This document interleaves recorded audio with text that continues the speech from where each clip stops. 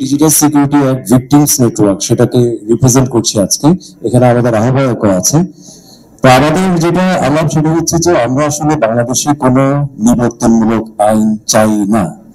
আপনাকে যে শুধু যে ডিজিটাল সিকিউরিটি অ্যাক্ট বা সাইবার সিকিউরিটি অ্যাক্ট দিয়ে বাংলাদেশে নিপীড়ন করা হয় এমন না, কিন্তু আমাদের আরো অনেকগুলো অফিসিয়াল সিক্রেসি অ্যাক্ট, আপনার আরো অনেকগুলো আইন আছে। সো আমরা বাংলাদেশে কোনো ধরনের নিবর্তনমূলক আইন চাই না, এটা হচ্ছে আমাদের আসলে প্রথম আলাপ। আমরা অবশ্যই যারা এই সমস্ত সকল নিবর্তনমূলক আইনে যারা আসলে ভিকটিম তাদের মুক্তি চাই, এবং অবশ্যই খাদিজা যেটা মেনশন করছেন যে আমরা তাদের ক্ষতিপূরণ চাই।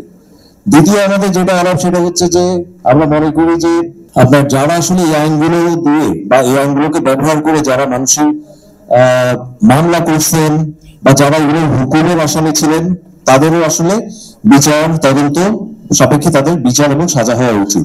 এবং সর্বোপরি 4 নম্বর আমরা যেটা বলি সেটা হচ্ছে যে অবশ্যই ডিজিটাল সিকিউরিটি অ্যাক্ট বলেন, সাইবার সিকিউরিটি অ্যাক্ট বলেন, এই যে কোনো একটা আইন একটা সরকার তার যদি টু-থার্ড মেজরিটি থাকে সে যে বানাই ফেলতে পারে, এই জায়গাটা আমরা মনে করি যে একটা পরিবর্তন এখানে জরুরি। যে সরকারগুলোর যে একচ্ছত্র আইন বানানোর যে ক্ষমতা কাঠামো আমরা মনে করি যে এটা থাকা উচিত না। এরকম গুরুত্বপূর্ণ আইনের ক্ষেত্রে সরকারকে অবশ্যই এবার আপনার রেফারেন্ডাম অথবা কোনো একটা প্রক্রিয়ার মাধ্যমে জনমত নিয়েই আসলে এটা আগানো উচিত, এর বাইরে কখনোই না। আমরা আরেকটা জিনিস বলতে চাই সেটা হচ্ছে যে কাঠামোগত হত্যাকাণ্ড, আমাদের মুশতাক আহমেদকে যে জেলে যে মেরে ফেলা হলো, আমরা বলি যে এটা হচ্ছে কাঠামোগত হত্যাকাণ্ড। আমি আর মুশতাক একই নাম্বার আসলে। আমি 5 বারের বা 6 বারের জায়গায় আমি জামিন আবেদন আমি মুক্তি পাই, কিন্তু মুশতাকের বেলায় 6 বারের মুশতাক আসলে মুক্তি পায় না, এবং এরপরে সে আসলে জেলের মধ্যে সে হত্যাকাণ্ডে, আমি এটাকে কাঠামোগত হত্যাকাণ্ডই বলি। তো এই যে কাঠামোগত হত্যাকাণ্ড যেটা আমরা যেমন ডিজিটাল সিকিউরিটি অ্যাক্ট বলেন বা এই যে নিবর্তনমূলক আইন, আমি একটু বলি আপনারা যে এখন গণভবনকে আপনি জাদুঘর বানাতে চাচ্ছেন, কেন চাচ্ছেন? কারণ হচ্ছে এটা হচ্ছে যে আগের সরকারের মাফিয়া সরকারের একটা নিপীড়নের একটা সেন্টার, একটা চিহ্ন।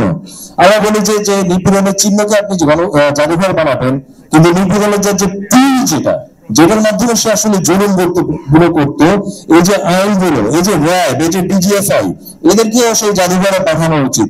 এদের কারণে আসলে স্বাধীন বাংলাদেশে, নতুন বাংলাদেশে এদের আসলে ফাংশনাল থাকা উচিত না, এই মানগুলো থাকা উচিত না। এবং আমরা অবশ্যই বলবো যে আরেকটা জিনিস বলবো যে রাষ্ট্রীয় কাঠামোগত হত্যাকাণ্ড সেটাও অবশ্যই এগুলো যাতে আসলে বন্ধ হয়। সর্বোপরি আমার লাস্ট যেটা আলাপ সেটা হচ্ছে যে দেখেন আপনারা মানে এই যে কথোপকথন ফাঁস বা বিভিন্ন আলাপগুলো হচ্ছে, এখনো কিন্তু কথোপকথন ফাঁস হচ্ছে, রাষ্ট্রীয় ভাবেই হচ্ছে নিশ্চয়ই। মানে আমার কোনো পার্সোনাল পক্ষে তো এই কথোপকথন গুলো ফাঁস করা সম্ভব না। তো এই যে আইন আপনি মানুষের জন্য আছে, সরকারের জন্য আসলে কি আইন? সরকার যখন আসলে এই যে কথোপকথন ফাঁস করে বা এই ধরনের ক্রাইম গুলো যখন সরকার করে, তার প্রতিকার কি? তার মানে হচ্ছে যে আপনার আইন প্রয়োগেরও যে আইন আছে, যে সরকার করলে বা সরকারি আগে ছিল সরকারি দল, তারা করলে সেটা জায়েজ, আর আমরা করলে না জায়েজ। এই যে আইন প্রয়োগের যে আইন, এটার আসলে সংস্কার প্রয়োজন।